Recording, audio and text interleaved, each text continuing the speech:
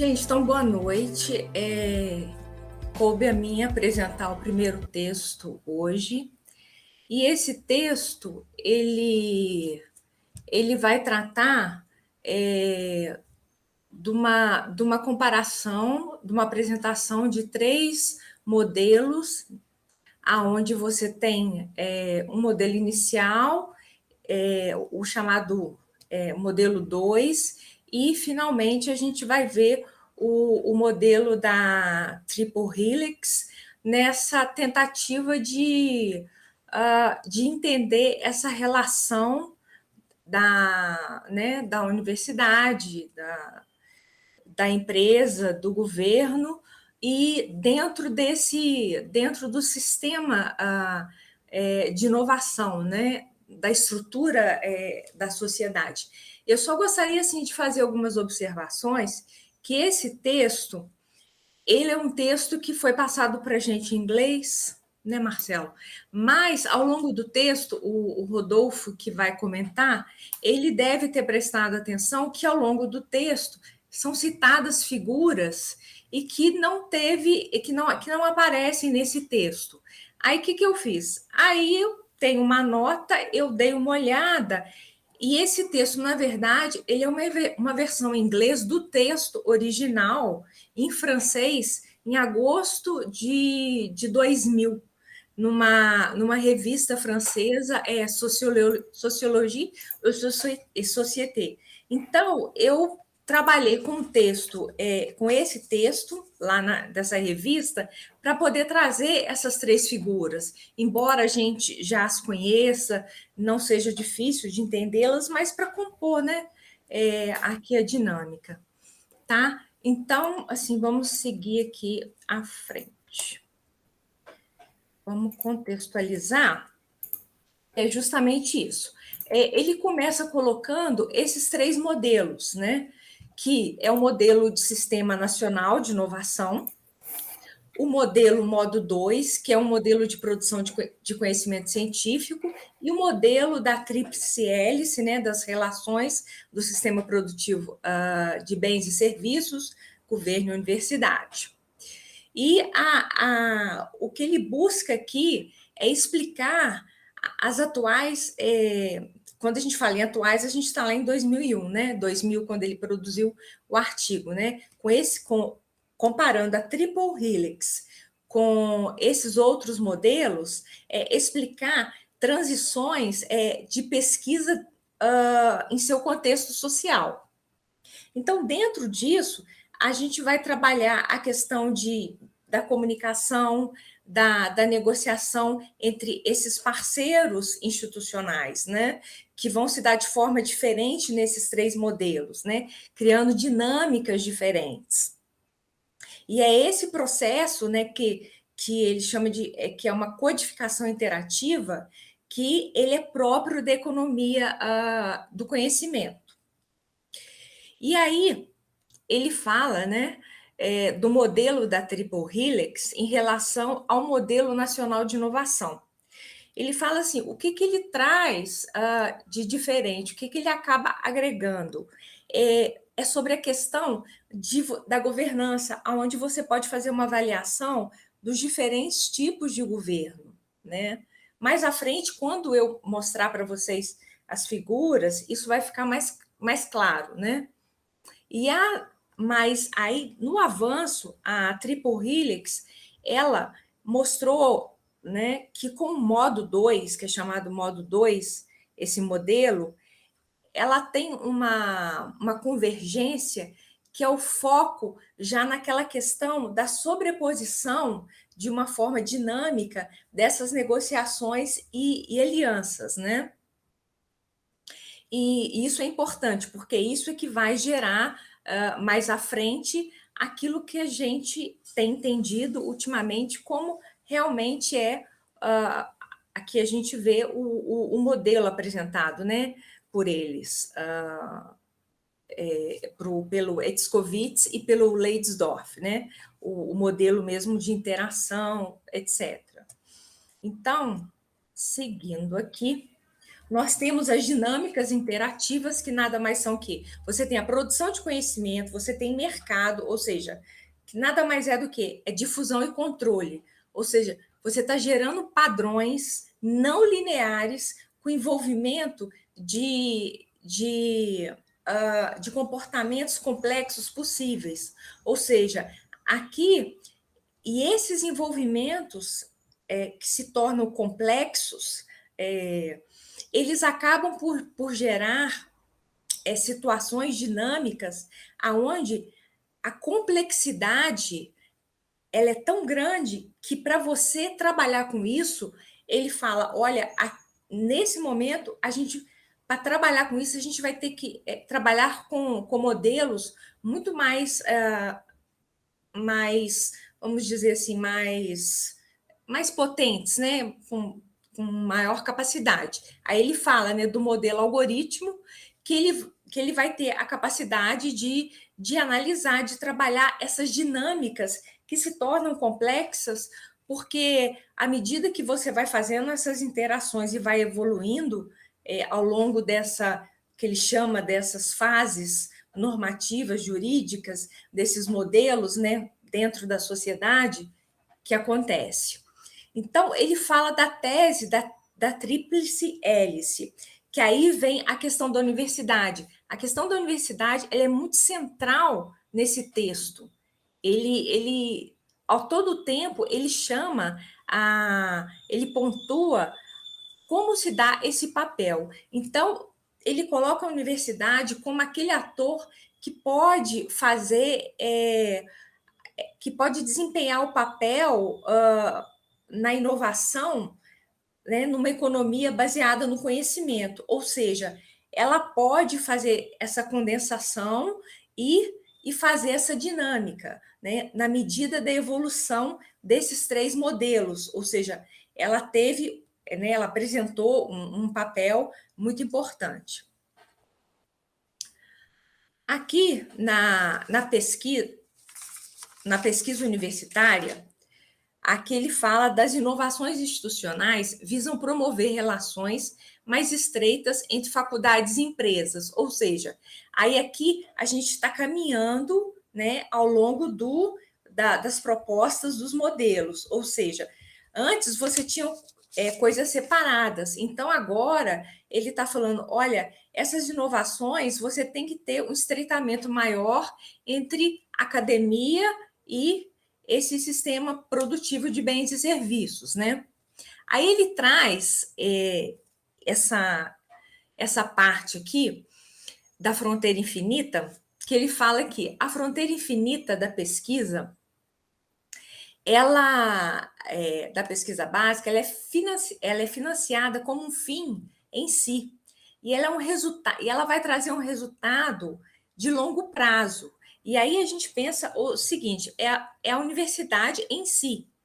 Você vai produzir, você vai pesquisar, né, em termos acadêmicos, e lá no longo prazo você vai ter um resultado, você vai ter algum, né, você vai ter alguma, né, um projeto, ou seja, uma coisa em termos né, de resultado.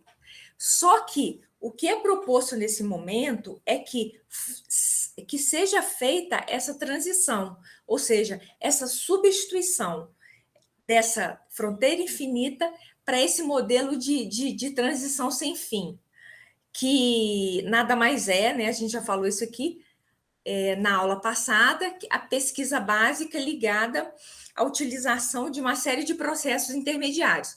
Aí, falando da transição sem fim, não tem como eu não citar você, Nathan, que eu lembro que na última aula você fez esse questionamento do professor, né, com o professor Marcelo, que é essa sensação que eu tenho. Assim, você tem muito mais know-how, eu sou leiga nesse assunto, mas assim, é essa sensação. Tem coisas que a gente vê ao longo do texto, talvez, no meu caso, por eu ser muito leiga, são conceitos que são tão elaborados, e quando ele fala dessa transição sem fim, você consegue até entender do que ele está falando, dessa coisa sem fim e dessas subjacências que vão acontecer ao longo desse processo. Mas aí começa a vir um monte de questionamentos na minha cabeça. Até que ponto isso que é produzido ao longo nesse arcabouço subjacente, ele é interessante para quê? Aí, assim, são questões aqui que eu estou colocando que, né, eu pensei quando eu estava lendo o texto, né? E aí ele fala de diferentes resoluções das relações entre a universidade, as empresas, os governos, que vão gerar estratégias alternativas para o crescimento econômico, né? E isso, claro, a transformação social, né? Porque aqui a gente está tratando do contexto social. Aí aqui eu trouxe as figuras lá do texto original. Vocês vão ver que são simples, né? Mas eu acho que aqui mostra para a gente bem essa corrente histórica, quando ele fala dessa historicidade, né, disso, que ele apresenta a gente para que na figura 1. Na figura 1, a gente está falando daquele modelo de relação aonde você tinha o Estado e você tem a empresa e você tem a academia. E o Estado, ele envolve isso tudo. Então, o Estado, ele vai englobar isso tudo e é ele que vai ditar as regras, é ele que vai dar todo a dinâmica das relações entre os atores. E aí ele cita como exemplo na antiga União Soviética e nos países do leste europeu, né? Sob o socialismo, né? Então é muito isso.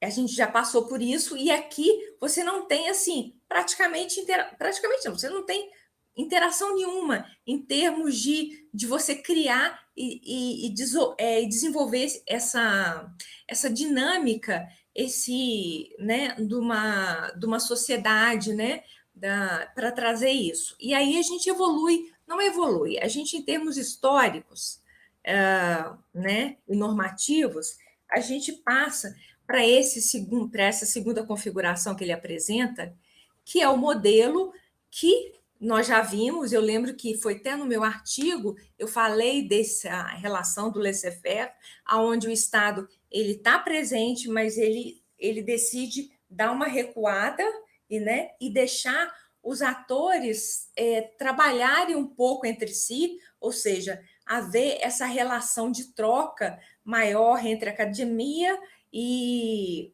as empresas, mas ele está ali, no momento que ele precisa se colocar presente, né? Então, ele fala das esferas institucionais, elas são separadas com fronteiras claras e as relações são bem circunscritas. E ele dá o exemplo da Suécia. Finalmente, a gente chega na configuração da tripla hélice, aonde a gente vai ter aquele modelo que a gente conhece, né? Que são as redes trilaterais, né? E os organismos híbridos, que é onde a gente vai ter toda essa geração de conhecimento, né? Aonde você vai ter sobreposições de esferas institucionais, uma ligada à outra, né? Aonde uma vai assumir o papel da outra e isso vai gerar organismos híbridos, ou seja, você tem aí sim você chega a uma dinâmica de sociedade aonde você tem uma capacidade de alavancar o Estado Nacional, de alavancar uma sociedade baseada no conhecimento, ou seja, são outras configurações presentes. Aí, quando ele fala da ciência, porque o foco do texto realmente ele foca muito nisso, ele traz muito a questão da universidade, e, claro, por isso, então, da ciência, é que ele fala que, à medida que você vai criando essas inovações, essas relações entre os atores, isso vai desenvolvendo novos conceitos, e isso tem que ser levado para a academia. Aí já é uma discussão dentro do papel da universidade. Então, a academia tem o seu papel, mas ela pode fazer um plus a mais e trazer todos esses, aqui ele fala, interesses práticos e teóricos para acrescentar, né, naquilo que já é a base dela. Então, ele deixa claro que a universidade ela é uma instituição central dentro desse papel, né? Quando a gente está falando de conhecimento. E ela deve continuar a sua missão educacional original, mas ela deve avançar nesse sentido de criar, de participar e de alavancar mesmo, né, de participar desse processo de criação.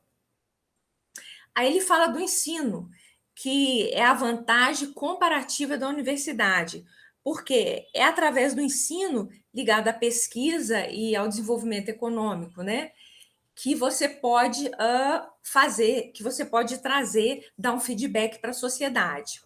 Aí tem um momento, eu vou citar isso aqui, embora não tão relevante, mas eu, assim, foi parte do texto, mas eu achei assim que seria interessante. Ele faz uma comparação entre a universidade, porque na época o surgimento das consultorias, ele faz assim, até que ponto essas consultorias poderiam tomar o lugar da universidade. Mas ele faz uma distinção bem clara, que para a gente hoje é muito clara, né? Que a universidade ela produz um conhecimento contínuo. Ela está em constante produção, e essa produção, mesmo que mudem as pessoas que estão lá participando, ou os alunos, os pesquisadores, as ligações, ela está nessa constante produção e ela tem esse estoque de conhecimento. Agora, quando você pega a consultoria em si, aquele surgimento, a consultoria ela tem um foco aonde ela vai pegar um projeto onde tem início, meio e fim.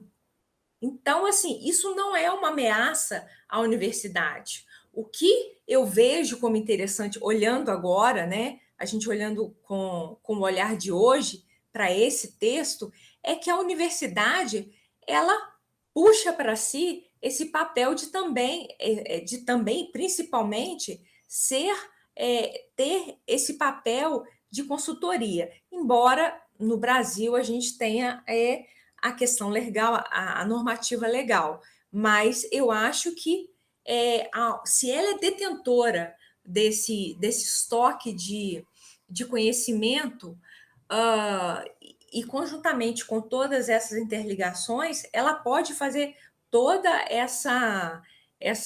esse intercâmbio, né? E as implicações disso tudo?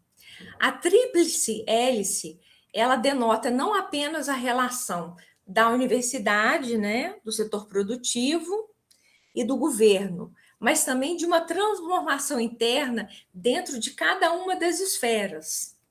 E a sobreposição da Triple Helix, ela fornece um modelo, num certo nível de estrutura social, que vai servir aquilo que a gente colocou lá atrás do modo 2, porque ela traz um algo a mais, apesar da gente ter dito, né, através do que o autor apresentou, de que tanto o modo 2 e a Triple Helix, eles têm um foco parecido.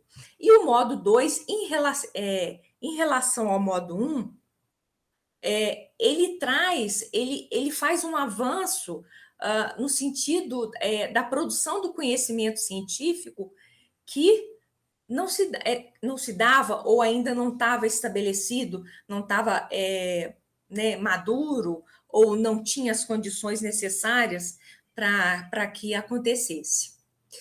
E ele fala dos governos, que é o que eu falei lá atrás, né, das consequências, que os governos, quando eles, nessa dinâmica, entendendo agora a dinâmica como a própria triple helix mesmo, né? Eles vão poder atuar em vários níveis, seja nacional, regional e até internacional, porque o desenvolvimento, né, a interação, ela vai se dar de outra forma, ou seja, permitindo vários desenvolvimentos.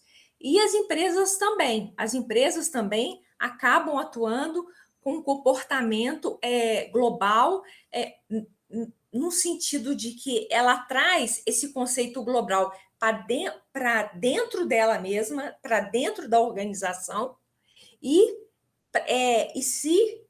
necessário para alianças, que, claro, vão acontecer. É aquilo que o Marcelo chegou a dar um exemplo, né? Que ele falou da Zara, falou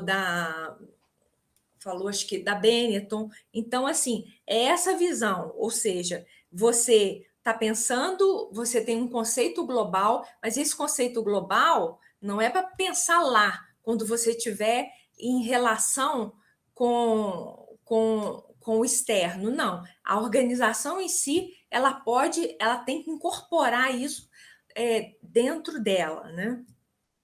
Aí a gente parte aqui mais para chegando ao final, que ele fala que não tem como fugir disso, né? A gente chega nesse ponto que a força motriz das interações ela pode ser especificada como a expectativa de lucros. Aí isso lembra aquela coisa, né? Quando a gente fala da inovação, a gente está falando do lucro.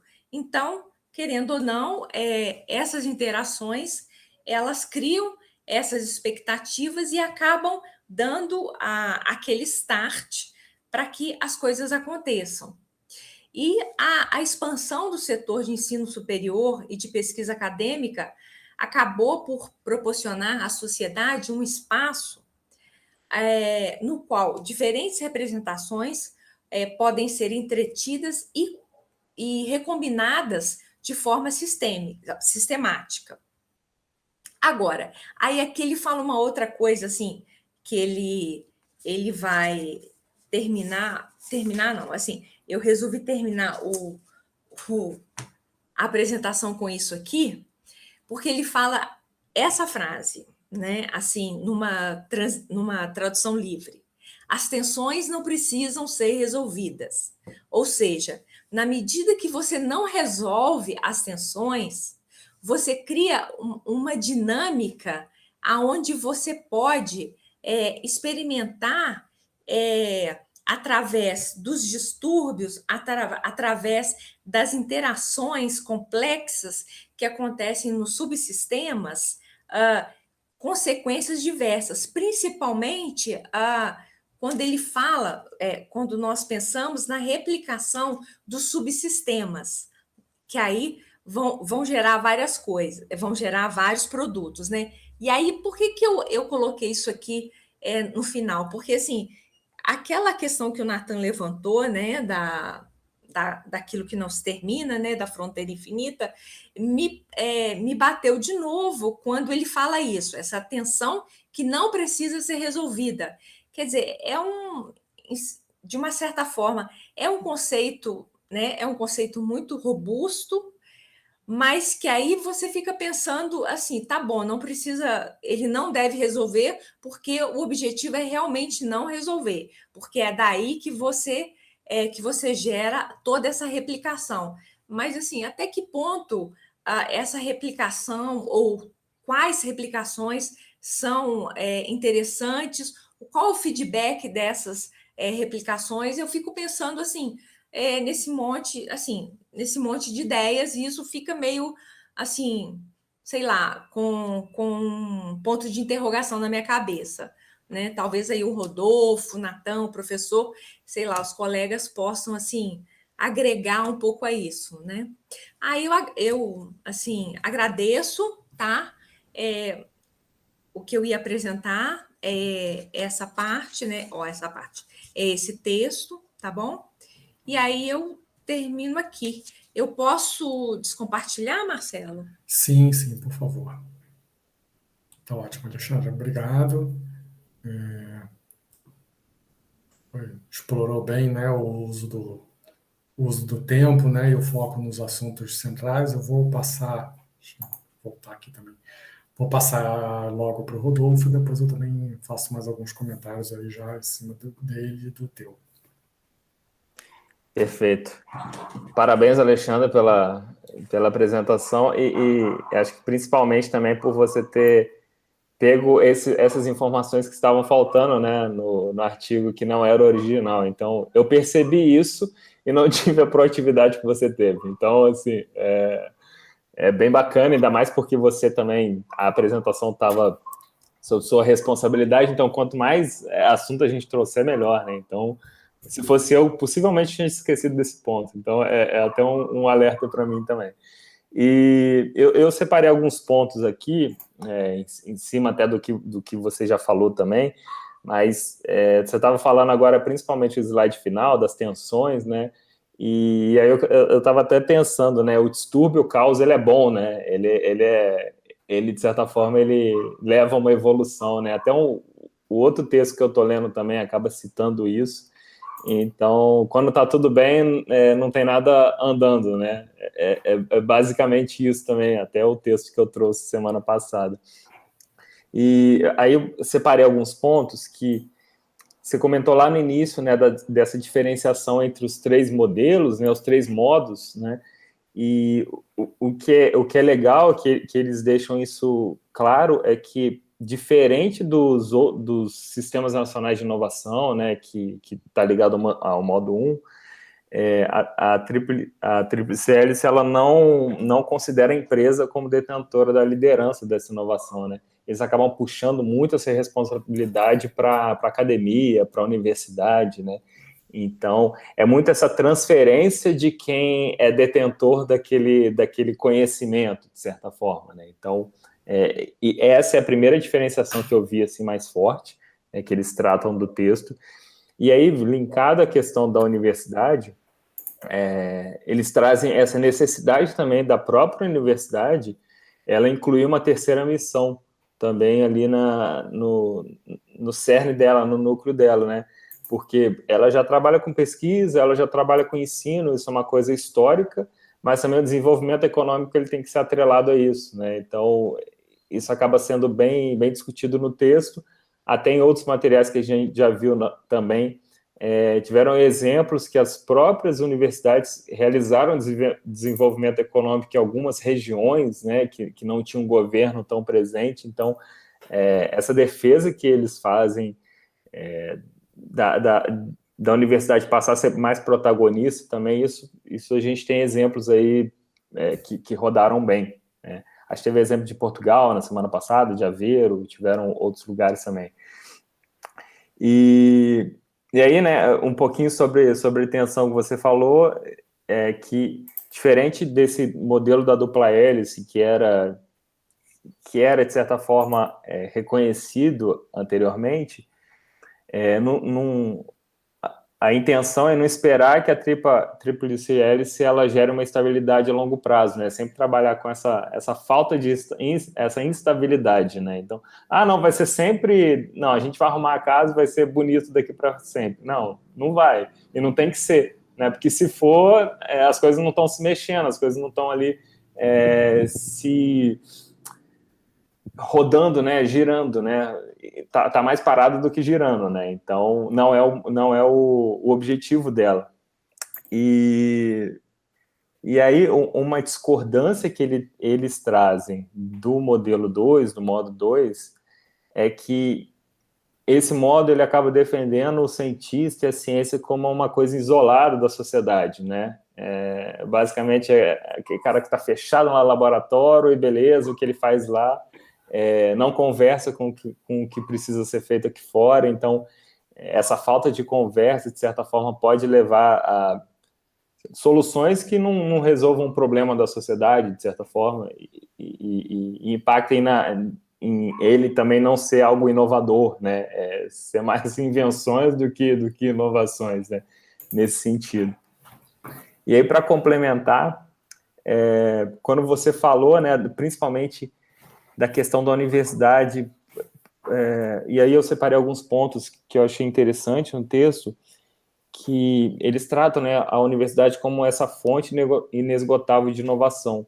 Por quê? Principalmente porque você fez até esse paralelo com a consultoria, né, que eles até fazem no texto, mas também é porque a universidade ela tem uma rotatividade de pessoas, principalmente alunos, que ajuda, né, nesse conhecimento, ele está em movimento, né? A cada 5 anos, na média, assim, muda quase todo mundo, né? 5, 6 anos, né? As pessoas se formam e aí saem.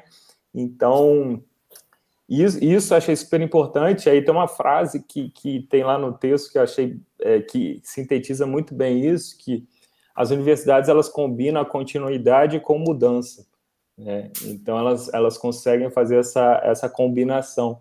E assim... Aí eu vou fazer até um relato, assim, eu não me formei aqui na região, né, eu me formei em Campinas, interior de São Paulo, que tem universidades grandes, assim, e eu via muita diferença do tipo de conhecimento quando eu vim para cá, que uma Barra Mansa só tem uma universidade, que é particular, não é uma universidade tão grande, e você acaba vendo no fluxo ali de 50 mil pessoas em Campinas, que estudavam lado a lado, entre PUC e Unicamp, que são muito próximas.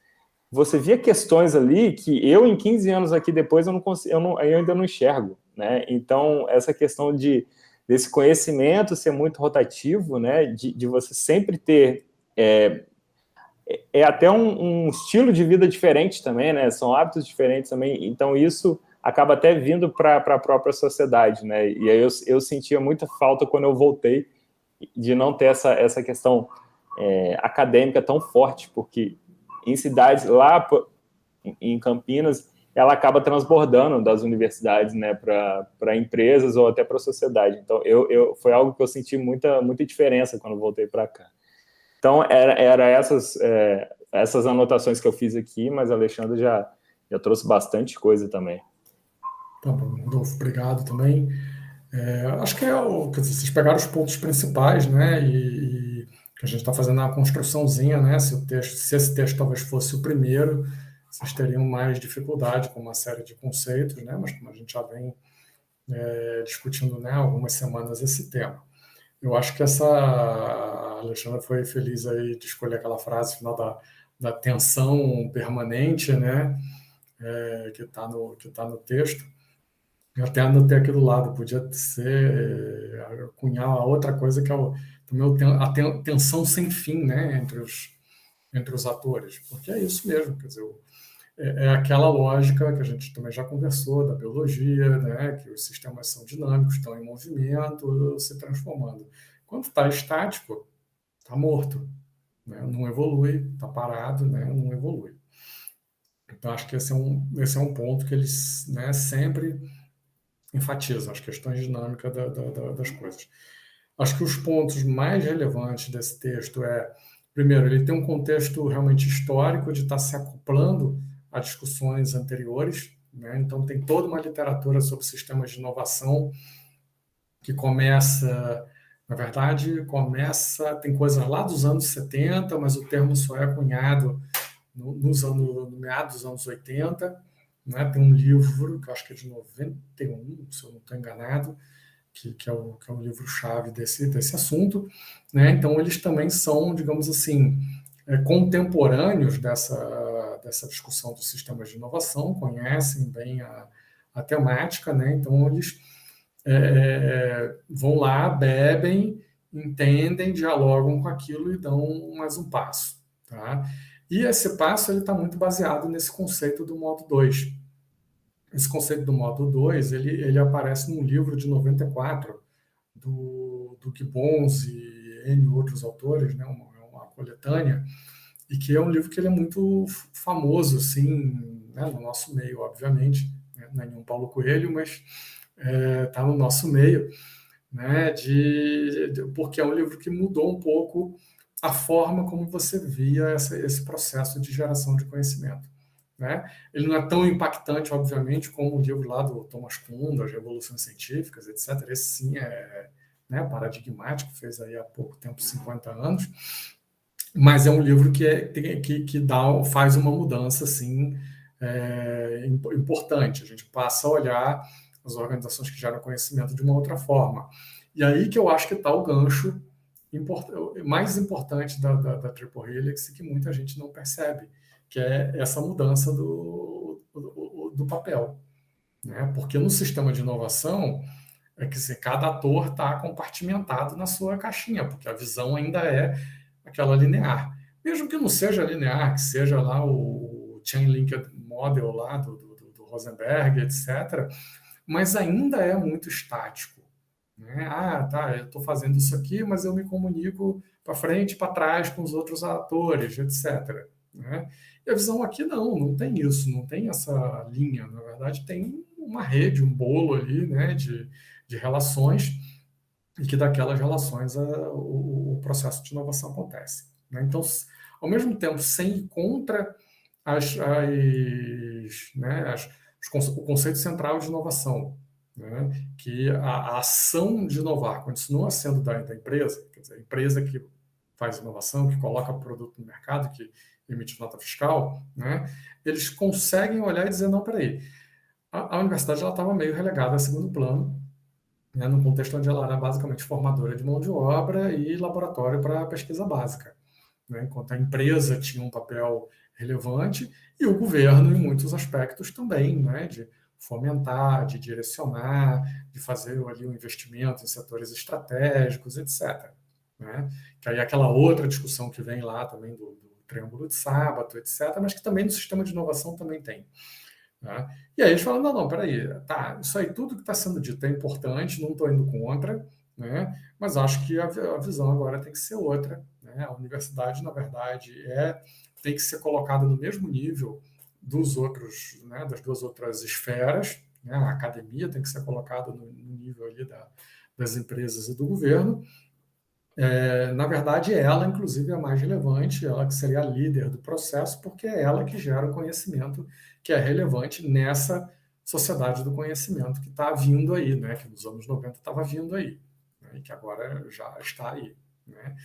E aí, além do livro do Gibbons, né, que é bastante importante e relevante, tem um outro trabalho também do Manuel Castells, né, que é a discussão da sociedade em rede, que esse sim é um best-seller, né, um livro muito, muito conhecido, muito citado em diversas áreas, mas são fontes assim que eu vejo claramente que eles vão beber, né, para acabar vamos dizer assim, de modelar o conceito que eles vêm trabalhando, tá?